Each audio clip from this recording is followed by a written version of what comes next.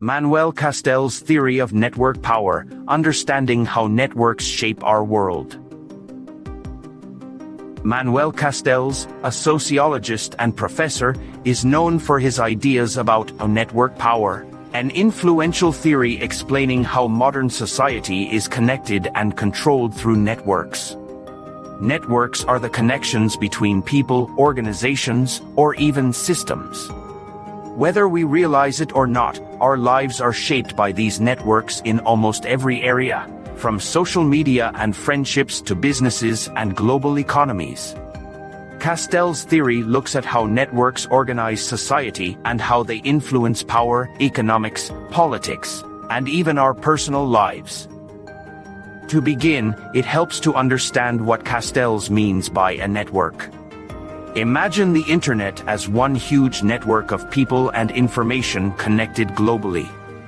But networks can also be smaller and more specific, like social networks or business connections.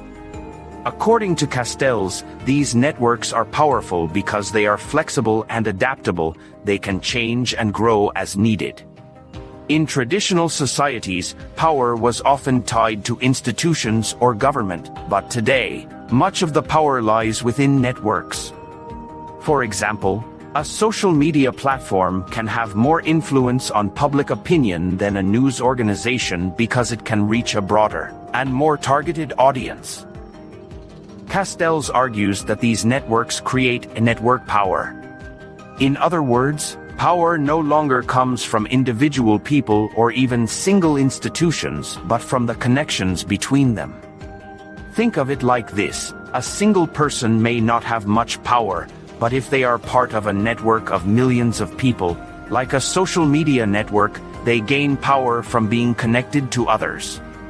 This is the same for companies and organizations. Their strength lies in their network of relationships. As Castells sees it, network power is the ability to influence others within these networks and to shape the flow of information, ideas, or resources. One of the key features of network power is its ability to spread information quickly. In the past, ideas and information were controlled by a few major sources, like governments or large media companies. But with the rise of digital networks, information can be shared almost instantly across the world. This creates a kind of power where whoever controls or has influence over a network can decide what information gets shared and what does not. For instance, think about how some news stories go viral while